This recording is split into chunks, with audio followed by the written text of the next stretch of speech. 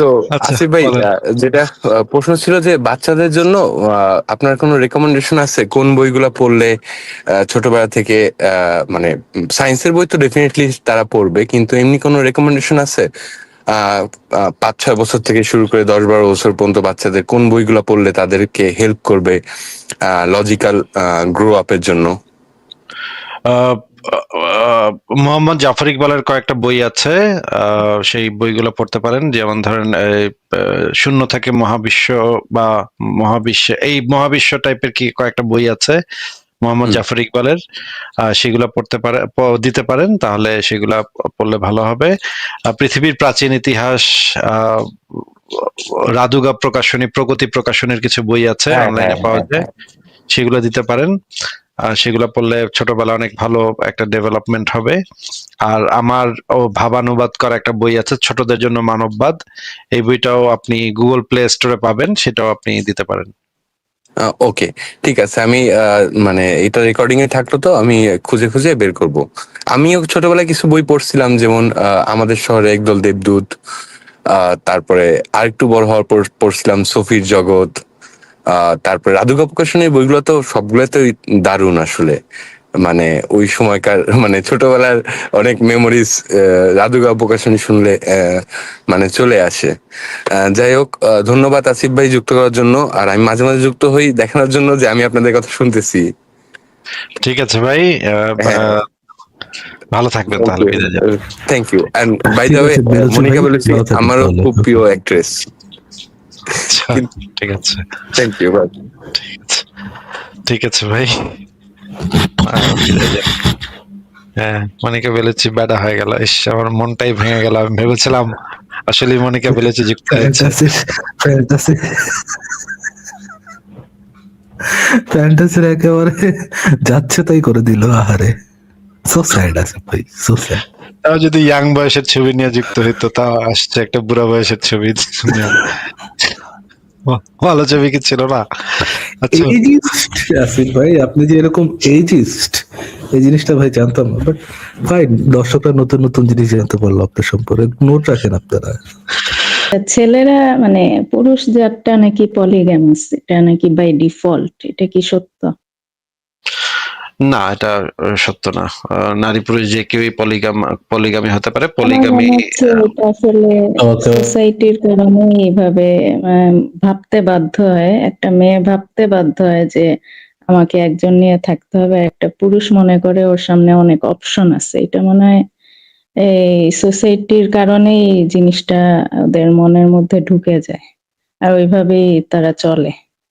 কারণ মেয়েটা যদি সন্তান জন্ম না দিত, সে হয়তো একইভাবেই দেখতো বিষয়টা, যে একজন রেখা একজনের কাছে ইজিলি যাইতো। কিন্তু সন্তানের কারণে সে চায় যে তার পিতার সাথেই যাতে সম্পর্কটা টিকে থাকে, কিন্তু ছেলেদের তার সন্তানের প্রতি হয়তো অতটা থাকে না।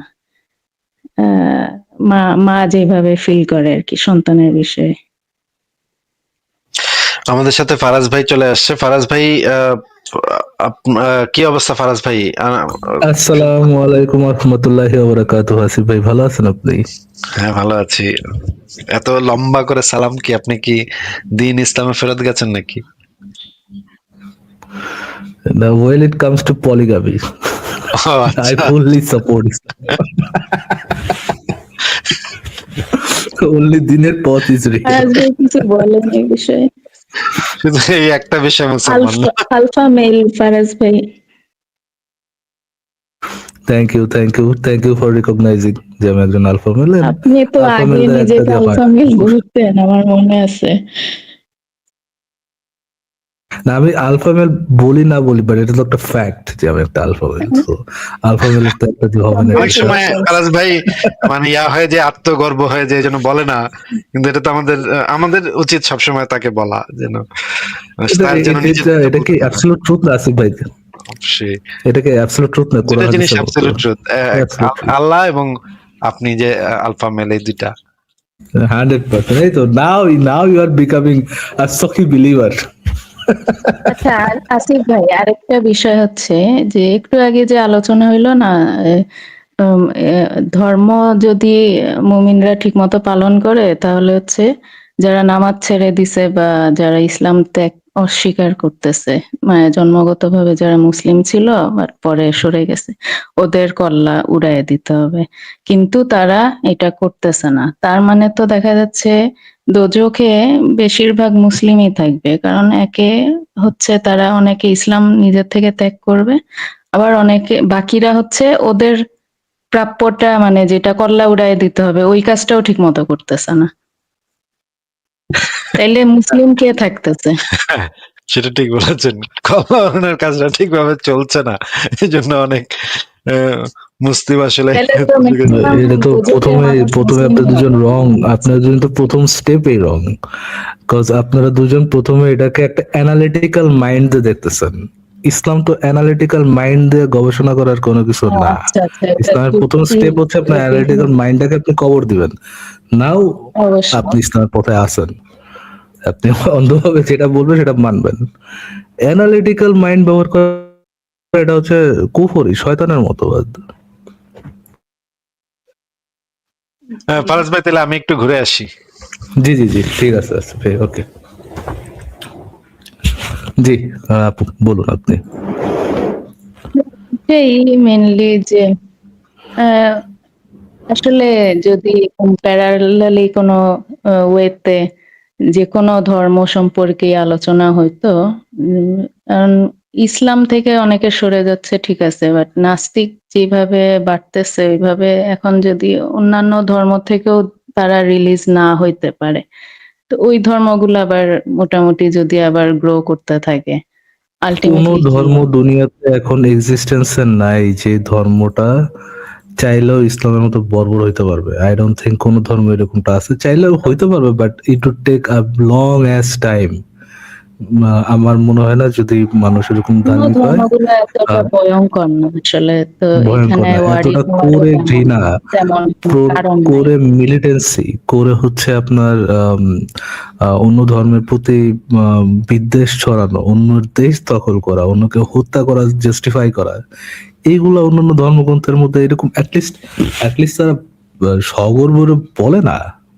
আপনি ইয়ে ছাড়া মুসলিমদের হচ্ছে আপনার আপনার এই মসজিদ মাদ্রাসা ছাড়া কোথায় দেখেন যে পুরা বিশ্ব জাতিদেরকে ধ্বংস করে দাও, আল্লাহ ধ্বংস করে দাও, কাফেরদের ধ্বংস করে দাও?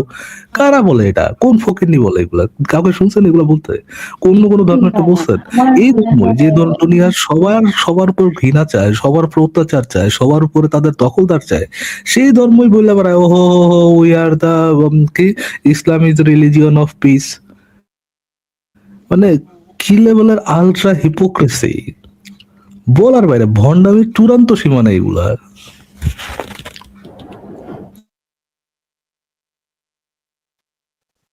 তো জি আপু, ফারাজ ভাই, বলুন। মানে আর কি মনে হয় ওভারঅল আমরা মানে কোন পর্যায়ে পৌঁছাইতে পারছি? আমরা কি আশার কোন আলো পর্যায়ে দেখতে পাবো সামনে? এটা বলাটা টাফ আপু, বলাটা টাফ। এসেন্সে ধরেন আপনি একজন সাধারণ মুসলমানের পয়েন্ট অফ ভিউ থেকে দেখেন, সে যখন যে কোনো একটা অ্যাপ খুলতেছে, ইট ডাজন্ট ম্যাটার কোন অ্যাপ, বাংলাদেশে এক্সেসিবল যে কোনো একটা অ্যাপ, সোশ্যাল মিডিয়া যে কোনো একটা খুলতেছে, সেটার মধ্যে সে দেখবে যে কালেমার দাওয়াত দিয়ে গেলাম, আল্লাহর ফলোয়ার হলে কমেন্টে লাইক দিয়ে যান, আলহামদুলিল্লাহ সবাই বলেছেন। আমিন বলবো, প্রত্যেকটা সবাই আল্লাহু মিডিয়ায়, আকবার। প্রত্যেকটা ফর্মে, পত্রিকায়, আপনার রেডিওতে, টিভিতে, প্রত্যেকটা চ্যানেলের মধ্যে যখন আপনি এই জিনিসগুলো বারবার দেখবেন, সেটার সাথে যদি তুলনা করেন আমাদের স্ট্রাগলের, যেখানে জাস্ট আমরা লাইভে 2-3 ঘন্টা 3-4 ঘন্টা কয়েকজন মানুষের সাথে ওয়ান টু ওয়ান ইন্টারাকশন করতেছি, তো সেখানে কি আমাদের প্রচারণা তাদের মতো না? তাদের মতো না, বাট আমাদের প্রচারণা, আমাদের কথাবার্তা, আমাদের অ্যাক্টিভিজম কি তাদের জন্য একটা threat? I do think so, তাদের জন্য একটা থ্রেট না হলে তো আমাদেরকে হত্যা করতে চাইতো না এইভাবে, উঠে পড়া লাগতো না। তাদের জন্য থ্রেট, বাট আই থিঙ্ক আমাদের সবারই এটার জন্য কোনো না কোনো একটা কন্ট্রিবিউশন করতে হবে। আসিফ ভাই যেটা বললো, সবাই যদি আমরা আমাদের নিজেদের স্ট্যান্ড থেকে কিছু কিছু করি, কিছু কিছু অ্যাক্টিভিজম করি, আমাদের নিরাপত্তার জিনিসটা মাথায় রেখে কিছু কিছু অ্যাক্টিভিজম করি, এইটা আমাদের যে অ্যাক্টিভিজম, আমাদের সম্মিলিত যে অ্যাক্টিভিজম, এটাকে আরো অনেক বেগবান করবে। আমরা যদি সবটাই আসিফ ভাইয়ের উপর ফেলাই দিই, আই ডোন্ট থিংক এটা একা একা আগাবে। আমি আসিফ ভাইকে জাস্ট একটা আইডিয়া দিলাম যে যদি সম্ভব হয় আর কি অন্য ধর্ম নিয়েও কিছু কিছু আলোচনা করা যায়, যেমন এই আজকের লাইভের শুরুতে আমি হিন্দু পার্সোনালি অন্য ধর্ম কোনো নিয়ে আমি পার্সোনালি হিন্দু ধর্ম নিয়ে আলোচনা করতে ইন্টারেস্টেড না। অনেক কারণ আছে। আমি হিন্দু ধর্মকে বাংলাদেশ মানে একটা বহু বড় কারণ হচ্ছে যে নাস্তিকদের উপরে একটা প্রচলিত মিথ আছে যে if you want to be a সখী নাস্তিক, আপনাকে কি করতে হবে? সকল ধর্মের সমান সমালোচনা করতে হবে। কেন কেন কিসের জন্য, কিসের ঠেকাতে ভাই? আমি জাস্ট ইসলামিস্টদের মন রক্ষা করার জন্য, এই মুমিনদের মন রক্ষা করার জন্য, আমি গরু গাধাদের মন রক্ষা করার জন্য আমি অন্য ধর্ম সমালোচনা করবো না কজ আমার প্রথমত আমার এই ধর্ম সম্পর্কে এনাফ জ্ঞান নাই টু ক্রিটিসাইজ। দুই, আমার এটার কনসার্নের বিষয় না, আমার জন্য এটা থ্রেট না। আমার জন্য থ্রেট হচ্ছে কি আল ইসলাম। তো I have to criticise that. But অন্য কেউ যদি করতে যায়, ফাইন, অবশ্যই সে করতে পারে, বাট আমি করতে ইন্টারেস্টেড হবো না। আমি ইসলামের মতো ভয়ঙ্কর আইডিওলজি অন্য কোনো ধর্মকে দেখি না, অ্যাটলিস্ট বর্তমানে না। আচ্ছা ফারাজ ভাই, আমি একটা বিষয় বলতে চাই যদি কারোর হেল্প হয় এই উদ্দেশ্যে। আমি হচ্ছে গ্রাজুয়েশনের সময়, এটা অনেক বছর আগে, তো এখন ঠিক খেয়াল নাই যে ফিলোসফির কি এক্স্যাক্টলি কোন বইয়ের কি চ্যাপ্টার ছিল, বাট এতটুক আমার খেয়াল আছে যে গ্রাজুয়েশন আমার ইংলিশ লিটারেচার থেকে ছিল, আর হচ্ছে একটা সাইড সাবজেক্ট বলতে পারেন, এক সেমিস্টারে আমরা ফিলোসফি নিয়ে পড়ছিলাম আর কি। ফিলোসফিটা ছিল এক সেমিস্টারে। ওই ফিলোসফির ওই ইয়ারটা থেকেই মূলত আমার মধ্যে মানে এই চিন্তাটা আসছে, মানে আমি রিয়েলাইজ করা শুরু করছিলাম ওই সময় থেকে ফিলোসফি আসলে অনেক হেল্পফুল। যদি কেউ মনে করে যে কিভাবে আমি এইটা থেকে বের হতে পারবো বা হেল্পফুল হবে কোন জিনিসটা, তাইলে ফিলোসফির বইগুলা ট্রাই করতে পারে। ঠিক আছে, তাহলে মিথ্যাবাদ আপনাকে কি বিদায় জানাবো? জি, আসিফ, থ্যাংক আচ্ছা, ইউ। ভালো থাকবেন, ফারাজ ভাই, আপনার জন্য শুভকামনা।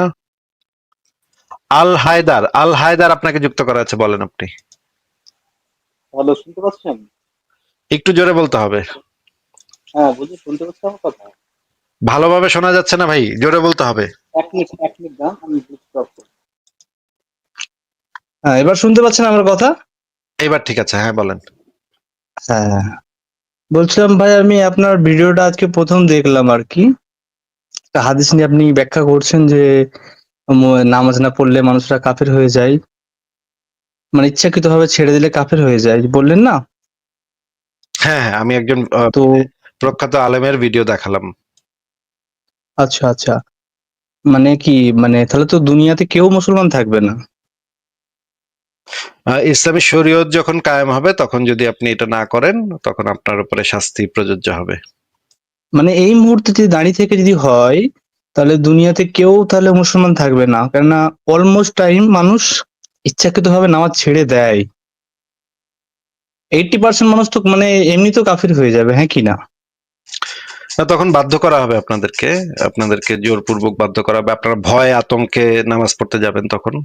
আচ্ছা, এই আইনগুলো তো করাই হয়েছে যে আতঙ্ক তৈরি করা, মানুষের ভিতরে ভীতি আতঙ্ক, মানে এই জিনিসগুলো তৈরি করার জন্য এই আইনগুলো করা হয়েছে। হ্যাঁ, আর একটা বিষয় যে এই হাদিসটার বিষয়ে যে যেই ব্যাখ্যা করুক, যত বড় আলেম হোক, আমার মনে হয় সে মূর্খ মানুষ হতে পারে, শিক্ষিত মানুষ নয়, আলেম বলা যাবে না তাকে। ইসলামের দৃষ্টিতে আলেম না, সে আলেম নয়, কারণ হচ্ছে কাফার মানে কাফার শব্দের অনেকগুলো মানে হয়। সেটা আপনার দৃষ্টিতে হইতে পারে, আপনার ব্যক্তিগত হ্যাঁ, মতামত, কিন্তু উনি একজন বাংলাদেশের একজন প্রখ্যাত আলেম, এবং উনি যেই বক্তব্যটা দিয়েছেন সেই বক্তব্যটা অধিকাংশ আলেমদের মত একই। আমি চার মাযহাবের চার ইমামের যারা মতামত দেখেছি, এবং হ্যাঁ ইসলামের যে প্রতিষ্ঠিত যারা আলেম আছে তাদের মতামত দেখেছি যে তারা পরিষ্কার এই বিষয়ে কোনো সন্দেহের কোনো অবকাশ নাই যে নামাজ যারা স্বেচ্ছায় ছেড়ে দেয় সেইটা হুম, সরাসরি কুফরি, এবং সহিহ হাদিসে বলা আছে নামাজ হচ্ছে কুফরি এবং ইমানের পার্থক্য সৃষ্টিকারী। যে হ্যাঁ, সে তো নামাজ পড়ে অবশ্যই, না, কিন্তু আপনাকে আমি কথার একটা মাঝখানে কথা বলেন না, ইনফরমেশন দিচ্ছি, শুনুন। কথার মাঝখানে কথা বলেন না, কথার মাঝখানে কথা বলেন না। আচ্ছা, আপনি বলুন। সহিহ হাদিসে এই জিনিসগুলো বলা আছে যে নামাজ হচ্ছে কুফরি এবং ইমানের পার্থক্য সৃষ্টিকারী। এই হাদিস থেকে যে জিনিসটা বোঝা যায়, যারা স্বেচ্ছায় নামাজ ছেড়ে দেয় তারা কুফরি, প্রকাশ্য কুফরি করে। তা এই কুফরি যদি কেউ করে, একজন মুসলিম যদি কুফরি করে, তখন এটাকে বলা হয় কুফরে আকবর, যেটা হচ্ছে অবশ্য কর্তব্য। নামাজ পড়া হচ্ছে একজন মুসলমানের অবশ্য কর্তব্য। এটা যদি কেউ বাদ দেয়, তাহলে ইসলামী শরীয়তের আইন, শরীয়তের বিধান যেটা বলে, অধিকাংশ আলেমদের মত আমি দেখেছি, অধিকাংশ আলেমই বলেছে এই বিষয়ে কোনো ইখতিলাফও নাই, মানে কোনো বিতর্কও নাই যে তাদেরকে হত্যা করতে হবে, এই বিষয়ে কোনো বিতর্কও নাই। বিতর্কটা আছে এই বিষয়ে যে তাদের জানাজাটা হবে নাকি হবে না, এই বিষয়ে বিতর্ক আছে। কিছু আলেম বলেছে জানাজা করা যাবে, কিছু আলেম বলেছে করা যাবে না। কিন্তু মেরে যে ফেলতে হবে, তাদেরকে অবশ্য 3 দিন সময় দেওয়া হবে তওবা করে ফেরত আসার জন্য এবং আবার নামাজ কায়েম করার জন্য। সেই 3 দিনের ভিতরে যদি সে ফেরত না আসে, তাহলে যে মেরে ফেলতে হবে এই বিষয়ে কোনো ইখতিলাফ নাই, এই বিষয়ে কোনো বিতর্ক নাই, বিতর্কের কোনো অবকাশ নাই। আলেমগণ এই বিষয়ে একমত হয়েছে, ঐক্যমত। সামগ্রিক উম্মার যে আলেমরা আছে তাদের ভিতরে ঐক্যমত হয়েছে এই বিষয়ে। এই বিষয়ে কোনো বিতর্কের কোনো অবকাশও এখন আর নাই। এখন যদি বিতর্ক আপনি থাকে এটা স্যার, এখন আপনি এটা মানেন কি আমি মানেন বড় না, কোনো আলেমের যদি বিতর্ক দিতে পারি, সেটা আপনার ব্যক্তিগত বিষয়, যে আপনি যে এটা ইমাম, মানেন কি মানেন আমি না। বলছি ইমাম, আপনার ইমামদের মধ্যে কোনো ইমামের যদি বিতর্ক দিতে পারি যে কাফার শব্দের অর্থ ওখানে আহ, অকৃতজ্ঞ অর্থে ব্যবহার হয়েছে। আচ্ছা, তাহলে দেন। হ্যাঁ, আমি দিচ্ছি আপনাকে। ওই কোন আপনার ইমাম? হচ্ছে বলছি আপনাকে, কাফার শব্দে ওই যে আমাদের যে ইমাম আছে, ইমামের নাম বলছি, দাঁড়ান 1 মিনিট। ইমামের নাম এক বলছেন? মিনিট দাঁড়াবেন, 1 মিনিট, ইমামের নাম বলতে 1 আবার মিনিট। আপনার দেখে দেখে বলতে হচ্ছে ইমামের নাম নাকি? সে যে কত বড় ইমাম না সেটা তো না না না না না, আমি দেখে নিচ্ছি। ইমাম হচ্ছে যে জাফর ইবনে সাদিক। আচ্ছা, তার বইটা থেকে সরাসরি আমাদেরকে একটু দেখান। এই মুহূর্তে তো আমি এসে আছি, মানে এক জায়গায় আছি, ক্যামেরা খুলতে পারবো না, সমস্যা তাহলে আছে। তো আমাকে তো বই না দেখালে আপনার মুখের কথা আমি আর কিভাবে আপনাকে আমি বলছি কাফার শব্দের অর্থ হচ্ছে ওখানে, আপনাকে আপনাকে তো এর বাইরে বই না দেখে আপনার সাথে তো আলোচনা হবে না ভাই। না না না, আমি ঠিক আছে, সেটা আলোচনা হবে না, ঠিক আছে, আমি জানি, কিন্তু আপনি বলছিলেন না, ওই জন্য বরবর আমি করেন না, এলাম। বরবর করেন না ভাই, বরবর করেন না ভাই, একটু শোনেন। আপনি যদি এবার আমাকে রেফারেন্স একটু, আমি একটু বলি, 1 মিনিট আমি বলি, 1 মিনিট আমি বলি, আমি কেন বলতে এলাম। পারবেন না। না না না, বলতে হ্যাঁ, পারবেন না। বলছি, শোনেন, আগে আগে শোনেন, আপনাকে মিউট করে দিই ভাই, কথার মাঝখানে কথা বলে যাচ্ছেন। আপনি আগে রেফারেন্সটা আমাদের চোখের সামনে রাখবেন, সেই রেফারেন্সটা আমরা সবাই মিলে পড়বো। তারপরে আপনি সেই বিষয়ে যদি কোনো মতামত থাকে তখন আপনি বলতে পারবেন। আমি আপনাকে বাংলাদেশের একজন প্রখ্যাত আলেমের ভিডিও দেখাইলাম, সেই ভিডিওতে আপনার যদি সেই বিষয়ে কোনো ভিন্ন মত থাকে, আপনি সেই আলেমের সাথেও যোগাযোগ করে তাকে গিয়ে বুঝে আসতে পারেন, বা যারা হচ্ছে গিয়ে এই বিষয়ে কোনো একতেলাফ করে নাই তাদেরকেও গিয়ে বুঝে আসতে পারেন। এটা প্রতিষ্ঠিত একটা মত। আপনি যদি এখন মনে করেন যে আপনার কাছে এর থেকে বেটার একটা মানে ইসলামের একটা বেটার ইয়া আছে, তাহলে তো আপনার সেটা আগে প্রতিষ্ঠিত করে আসতে হবে। আপনার কাছে কি এরকমের কোনো ভিডিও আছে বা কোনো বই আছে যেখানে এই জিনিসটা বলা হচ্ছে যে এই বিষয়ে মুসলিম উম্মাহ একমত যে বেনামাজিকে কিছুই করা হবে না? এরকমের কি কোনো রেফারেন্স আছে? রেফারেন্স না থাকলে আপনার সাথে কথা বলে তো আমার লাভ নেই ভাই। বলেন রেফারেন্স আছে কিনা?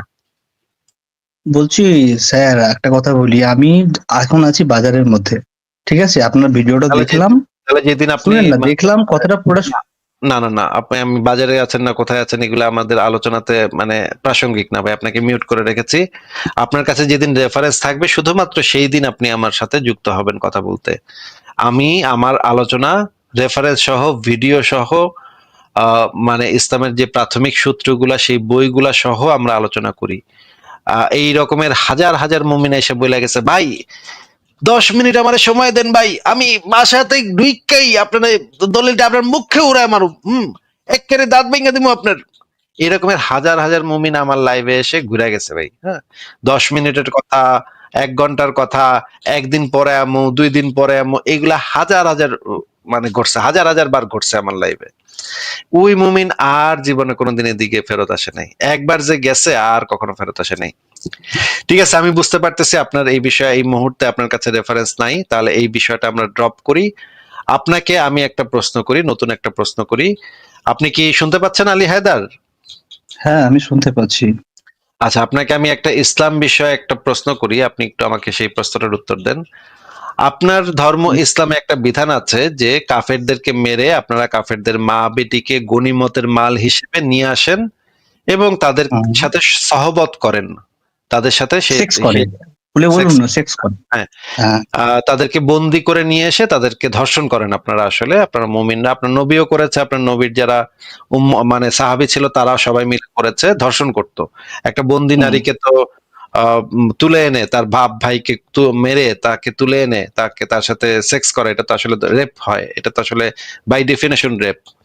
তো আপনারা যে এই কাজটা করেন, এই কাজটা আগে একটু বলেন যে এই কাজটা কি আপনারা করেন নাকি করেন না? আমি এবার বলি আপনাকে, আপনার মায়ের সাথে যখন আপনার বাবার সম্পর্ক হয়েছিল, ঠিক আছে, সেটা কি রেপ বলা হয় নাকি সেটাকে সম্পর্ক বলা হয়? সেটাকে সম্পর্ক বলা হয়, কারণ আপনাকে একটু মিউট করে দিচ্ছি। সেটাকে সম্পর্ক বলা হয় কারণ আমার বাবা এবং মা দুইজনই দুইজনকে ভালোবাসছে, দুইজন দুইজনের সাথে প্রেম করছে, বিয়ে করছে। আমিও আমার ওয়াইফকে ভালোবাসছি, আমার ওয়াইফও আমাকে ভালোবাসছে।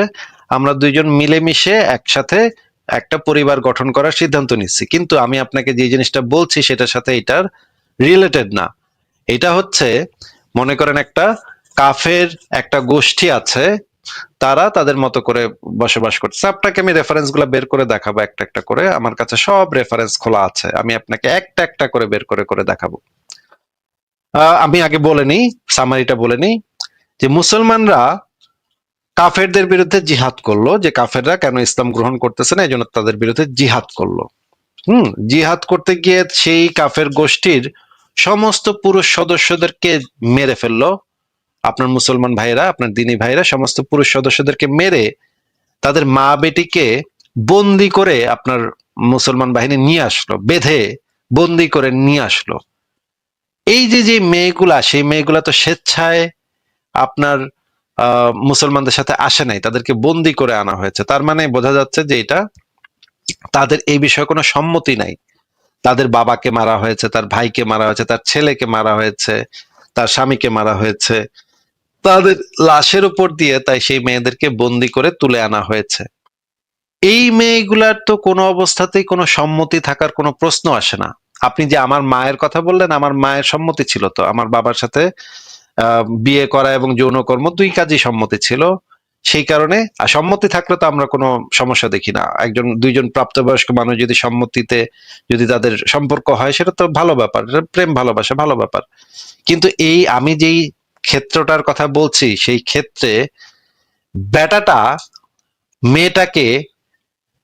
মেয়েটার বিনা সম্মতিতে, বিনা অনুমতিতে বন্দি করে ধরে এনে তাকে ভোগ করতেছে।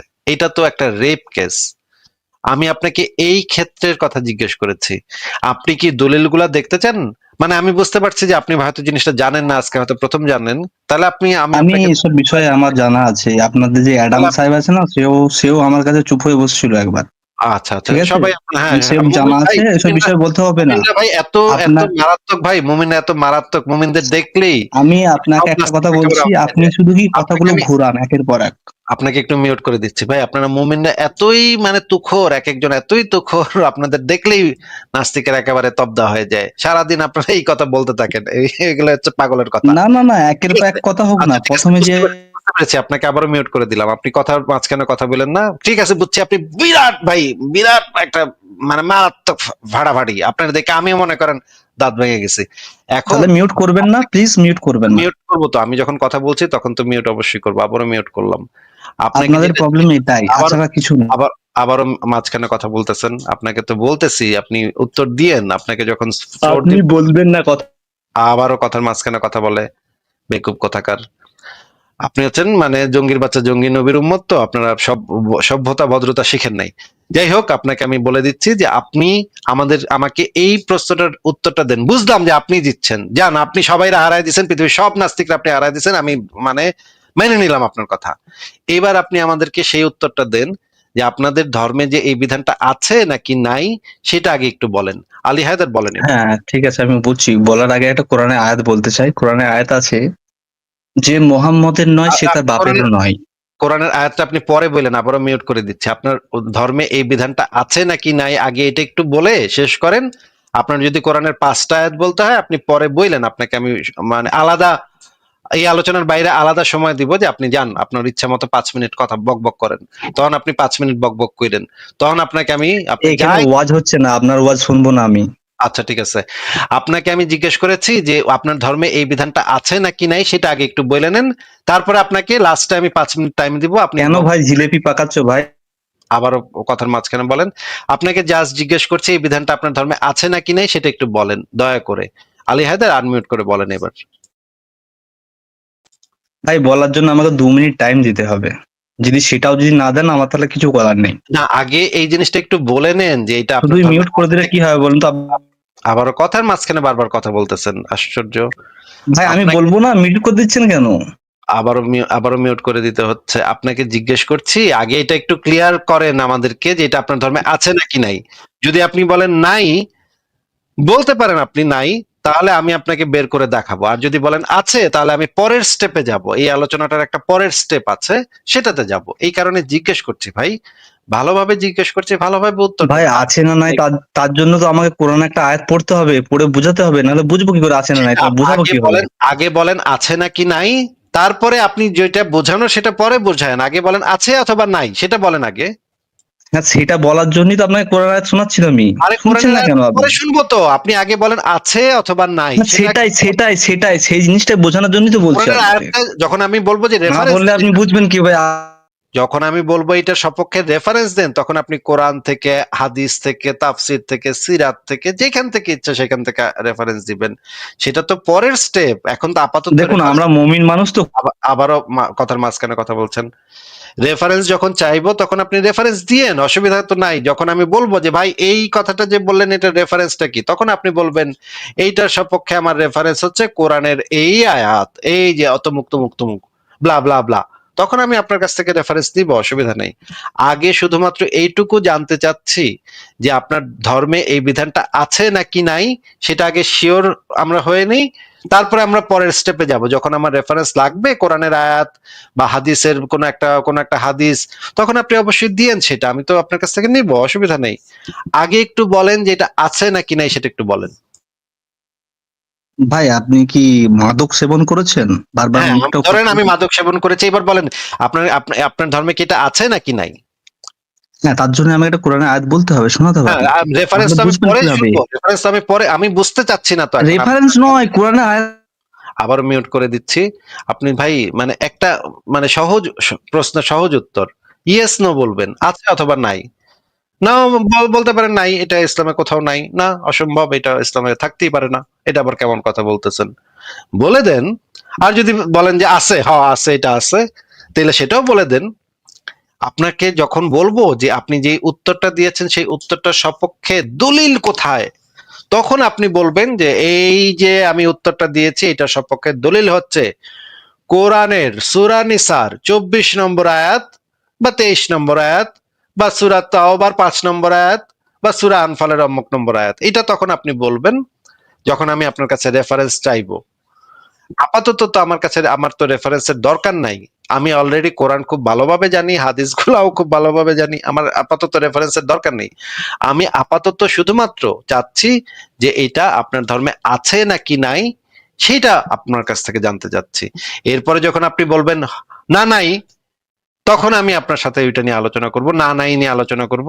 অথবা যদি বলেন হ্যাঁ আছে, তাহলে তো আলোচনা হইলেই আছে, তাহলে আর আমরা সামনের দিকে চলে যাব। তখন আর আমার রেফারেন্সের কোরআনের আয়াত বা হাদিস কিছুই দরকার হবে না, তখন আমরা আগ বাড়ায় যাব। যদি হ্যাঁ স্বীকার করেন তাহলে তো আগ বাড়ায় যাব, তখন তো আমার রেফারেন্স জানার দরকারই নেই।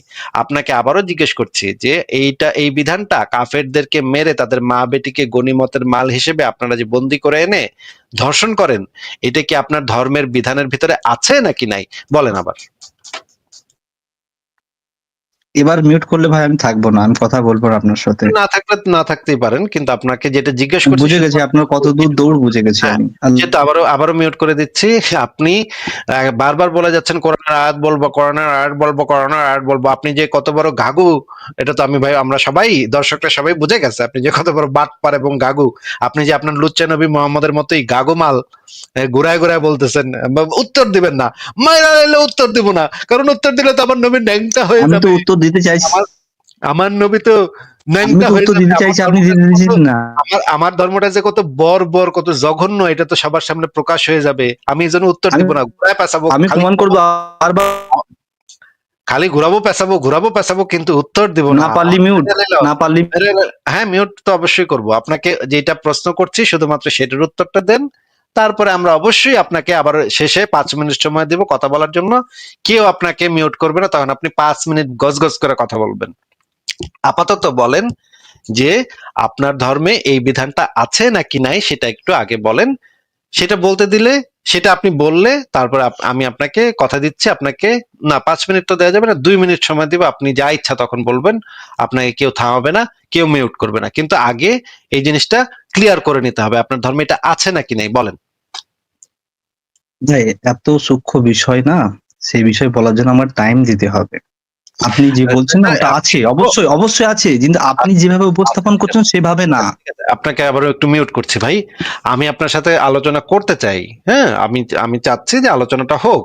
আলোচনা আপনি যদি সূক্ষ্মতা আপনি চাচ্ছেন না আলোচনা হোক, আশ্চর্য, আবার আনমিউট করে কথা বলছেন কেন? নিজেই জলসা করে। আচ্ছা, আপনাকে ব্যাক স্টেজে রেখে কথা বলতে হচ্ছে, আপনি আনমিউট করে আবার কথা বলতেছেন। আপনাকে বলছি যে আপনি যদি আলোচনা করতে চান অবশ্যই আলোচনা আমি করতে পারি। আপনার যদি সূক্ষ্ম বিষয়গুলা বিস্তারিত ব্যাখ্যা বিশ্লেষণ করতে হয়, সেটার সময় আমরা আপনাকে না হয় দেয়া যাবে। আপনি দলিল সহ সেই সূক্ষ্ম বিষয়গুলো আমাদেরকে এক্সপ্লেন করেন, অসুবিধা নেই, আমরা শুনলাম আপনার কাছ থেকে। এতগুলা মানুষ দেখেন, এখন 1300 জন মানুষ, 1400 জন মানুষ শুনতেছে, শুনলো সবাই।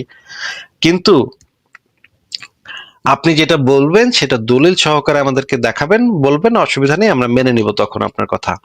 কিন্তু আপনি তো এই একই কথা বলে যাচ্ছেন, কোরআনের আয়াত বলবো, কোরআনের আয়াত বলবো, মানে হচ্ছে আপনি জানেন যে আপনার ধর্মে এটা আছে, কিন্তু আপনি এই জিনিসটা লুকাইতে চাচ্ছেন কোনোভাবে, এই জিনিসটা যেন প্রকাশ না পায় সেই চেষ্টাটা করছেন আপনি। আপনার লজ্জা, আপনি যে লজ্জা পাচ্ছেন আপনার লুচ্চা নবী মোহাম্মদের চরিত্র নিয়ে, যে আপনি একজন লজ্জিত মানুষ, কিভাবে এটা লুকান যায়, আমি তো ধরা খাই গেছি, কেমনে আমার নবীর লুঙ্গিটা বাঁচানো যাবে, এই জন্য আপনি চেষ্টা করছেন। এই চেষ্টাটা দেখে আমার ভালো লাগলো, অন্তত আপনার লজ্জা শরম ব্যাপারটা আছে আপনার ভেতরে। আলী হায়দার ভাই, আপনার ভেতরে যে লজ্জা শরম ব্যাপারটা আছে, ভাই আপনি লুকাইতে চাচ্ছেন বিষয়টা, আপনার নবী লুচ্চা নবী ভাই মোহাম্মদ আপনি যদি একাই জলসা করেন, আমি আপনার লুচ্চা নবী মোহাম্মদের লুচ্চামি যে আপনি লুকাবার চেষ্টা করছেন, এই জন্য আপনাকে আমি একটা ধন্যবাদ দেই যে আপনি একদম লজ্জাহীন মুমিন না, আপনার একটু লজ্জা শরম অন্তত আছে। আমি এখন ভাই আমি কিছু আলী হায়দার ভাই, লুকাচ্ছি না ভাই। আলী হায়দার ভাই, আমি এখন সেই হাদিসগুলা বের করব এবং তাফসীর কোশ্চেন করুন, আমি কোশ্চেনের উত্তর দিলাম তো অবশ্যই। আপনাকে একটু মিউট করছি আবারও। আমি তো উত্তর দিচ্ছি যেটা আছে, কিন্তু আশ্চর্য। আপনি যেভাবে উপস্থাপন করছেন সেভাবে। আমি তো এখন প্রমাণ করব যে আমি যেভাবে উপস্থাপন করেছি এক্স্যাক্টলি সেভাবেই আছে, সেটা তো আমি এখন দেখাবো তো, একটা একটা হাদিস বের করে কোরআনের তাহলে মিউট করবে না প্লিজ, মিউট। ভাই আপনি তো মিউট করে দিচ্ছেন, মাঝখানে বারবার কথা মিউট বলে করে দিচ্ছেন আপনি। হ্যাঁ, মিউট তো করছি, কারণ আপনি তো মাঝখানে বারবার কথা বলতেছেন। তাই আমাকে না পারলে মিউট করে দিবেন, বলুন আপনি। আমি আপনার সাথে একটা গালিগালাজ করলাম, কোনো খারাপ আপনি যদি উগ্র ভাবেন ভাষায় যে কথা বললাম? বলুন তো একবার আমাকে বলুন, আমি কিছু অন্যায় কথা বলেছি আপনার কাছে? এই জন্যই তো আপনাকে এখনো রেখে দিচ্ছি, নাহলে মানে ইয়া করলে তো আপনাকে আমি বেরি করে দিতাম। তাহলে কোশ্চেনটা যখন উত্তর দিয়েছি আমি, তাহলে আমার 2 মিনিট টাইমটা নিয়ে নিই। আপনি ওয়াদা করেছেন 2 মিনিট টাইম দেবেন, 2 মিনিট বলে দিই। পরে দিব, আমি বলেছি 2 মিনিট না টাইম। আপনি বলেছেন এই কোশ্চেনের উত্তর দিলেই দেবো, তাহলে মুনাফিকিরি করবেন না আপনি। না 2 মিনিট টাইম আপনাকে পরে না আলাদা 2 করে মিনিট টাইম না দিলে হবে না ভাই, আপনার বেলা আপনি বলেছেন আমি 2 মিনিট টাইম। আপনাকে মিউট করে দিতে হচ্ছে ভাই, আপনি কথার মাঝখানে কথা বলছেন। আমি এখন, আপনি বলেছেন আছে, কিন্তু যেই রকম আমি বলেছি সেই রকম নাই, অন্য কোনো ভাবে আছে। ঠিক আছে, আমরা তাহলে একটু বের করে দেখি এখন, হাদিস থেকে আমরা বের করে দেখব যে এই বিষয়টা ইসলামের ভিতরে আছে নাকি। আমি একদম গ্যারান্টি দিয়ে বলতে পারি যে ইসলামে খুব ভালোভাবে এই জিনিসটা আছে, এবং মানে খুবই ভয়ঙ্কর বিকৃত জিনিসপত্র ইসলামের ভিতরে আছে, একদম ভয়ঙ্কর বিকৃত জিনিসপত্র। প্রথমে আমরা দেখি যে আপনার একটা হাদিস আমরা একটু পড়ি, তারপরে আমরা একটু দেখি যে এই হাদিসটা সহি কিনা। আপনি আমাদেরকে একটু বললেন যে এই হাদিসটা সহি কিনা। আচ্ছা, আলী হায়দার সাহেব, আপনাকে আমি স্টেজে আনছি। আপনি একটু আমাদেরকে এই হাদিসটা আগে একটু আহ, আমাদেরকে একটু মানে ভাই পড়ে মুনাফিকিগিরি করলে হবে ঠিক না, আছে, আমাকে প্লিজ বলতে দেন। মনে করেন আমি মুনাফিকি, হ্যাঁ। এবার এই হাদিসটা আপনি একটু আমাদেরকে একটু পড়ে শুনে আমাদেরকে একটু বুঝায় দেন ভাই, এই হাদিসটার ভিতরে কি লেখা আছে। ভাই আমি তো বাংলা পড়তে পারি না, একটা কাজ ও, করুন, আরবিটা বের করুন। এখন বাংলা পড়তে পারেন না? ওয়াও না না, ভাই! বাংলাতে উল্টো পাল্টা থাকে রে ভাই, আরবিটা বের করুন।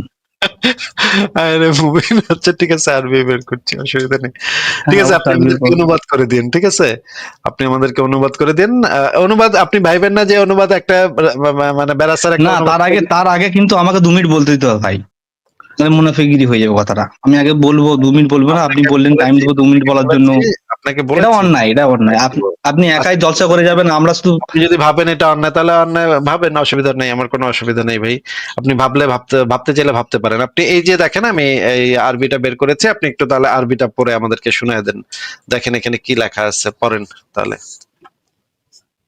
আগে আমাকে টাইম দিতে হবে ভাই, 2 মিনিট কথা বলতে টাইম দিতে আবারও হবে, কেন নাহলে আমি বলবো তেনাপে না। যাচ্ছেন? আমি একটা হাদিস বের করেছি, আপনি আবার কেন? অবশ্যই আমার টাইম দিতে হবে, আপনি একাই ওয়াচ করে যাবেন, আমি মাঝখানে বাতাসা করবো, তাহলে হয়? হাদিসটা পড়ে আপনারই আমাকে তো ওয়াচ হাদিস, করতে দেন, হাদিস তো আমাকে আপনারই। ওয়াচ করতে দেন, তারপরে তো বলছি আমি। আপনি একটু হাদিসটা পড়ে আমাদেরকে বাংলা অনুবাদটা করে দেন। জিলাপির মতো জিলাপি পেঁচান নিয়ে আমাকে 2 মিনিট টাইম দেন, দিবেন কি?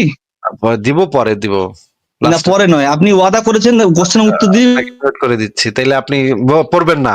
শেষবার জিজ্ঞেস করছি, আপনি পড়বেন হাদিসটা নাকি পড়বেন না, বলেন। আপনার আমি গোলাম নয়, আপনি যেটা ওয়াদা করেছেন সেটা গোলাম না, মানুন না। আপনাকে তো অনুরোধ করছি ভাই, গোলামের কি হলো? আমি তো আপনি এই 2 মিনিট টাইম দাসপ্রথা, দিয়ে নিজে ওয়াদা করেছেন। আলী হায়দার ভাই, আমি দাসপ্রথার একদম ঘোরতর বিরুদ্ধে। নাস্তিকরা যে আপনাদের মুসলমান, নাস্তিকরা যে মুনাফিক হয়। আপনাদের মুসলমানদের মতো গোলাম গোলাম দাসী দাসী বান্দি এগুলা তো আমি করি না ভাই। এগুলা গোলামি এগুলা তো আমাদের ভিতরে নাই ভাই, আমরা এগুলা সম্পূর্ণ বিরুদ্ধে। আপনাকে এই হাদিসটা বের করে দিয়েছি, হাদিসটা একটু আপনি আপনি আমাদেরকে দয়া করে একটু পড়ে শোনান, এই হাদিসের ভিতরে কি লেখা আছে। আপনি আরবি চেয়েছেন, আমি আরবি বের করেছি। দেখেন, আপনি বলেছেন যে আপনি বাংলা পড়তে পারেন না, এই জন্য আমি আরবিটাও বের করলাম। এখন তো পড়েন, এখন আবার আর কি অজুহাত দেখাইবেন বলেন তো? আমি 2 মিনিট টাইম চেয়েছিলাম, এখন 2 মিনিটের আপনি দিবে অজুহাতটা বলেছিলেন। দেখাবেন। আপনি না একটু আগে বললেন বাংলা পড়তে পারেন না, এই জন্য তো আমি আরবি বের করলাম। এখন আবার ভাই বলতেছেন আপনি 2 মিনিট টাইম দিয়ে বলেছিলেন, দিবেন কি হ্যাঁ কি না এত বলুন। অজুহাত, এত অজুহাত। হ্যাঁ, 2 মিনিট দিব, পরে দিব অবশ্যই। আপনি তো মুনাফিকগিরি করছেন, আগে আচ্ছা ঠিক আছে, মুনাফিকগিরি ঠিক করুন। এটা ভাবেন, আপনি মুনাফিক ভেবে যদি সুখ পান তাহলে ভাবতে পারেন, কিন্তু তাহলে আপনি এখানেই প্রমাণ হয়ে গেল যে নাস্তিকরা ঠিক আছে, এটা যদি ভেবে মুনাফিক, এটা প্রমাণ হলো এটা তো, ভেবে হ্যাঁ কি না যদি বলো? এটা ভেবে যদি আপনি সুখ পান আপনি তাহলে ওয়াদা করলেন 2 মিনিট টাইম দেবেন, নাস্তিকরা যে আচ্ছা ঠিক আছে, আপনি পড়বেন না কথা তার দিয়ে মানে, কথা রাখে না। তাই তো? পড়বেন না তাই তো? না, আমাকে কথা বলতে টাইম দিতে হবে ভাই। পড়বেন না তাই তো? অবশ্যই পড়বো, ইনশাআল্লাহ পড়বো। আচ্ছা ঠিক আছে, তাহলে বিদায় জানাচ্ছি ভাই। তার আগে এত টাইম তো দিতে পারবো না ভাই।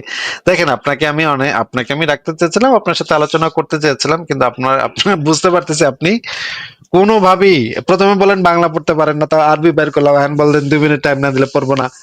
এই যে মানে কত বাটপারের বাটপার দেখেন আপনারা, কত বাটপারের বাটপার আপনারা। ভাবছেন যে মানে আমার কাছে তো হাদিসের গাঠি আছে, এবং তাফসির হাদিস এগুলো গাঠি গাঠি বাইন্দা রেখে দিছি।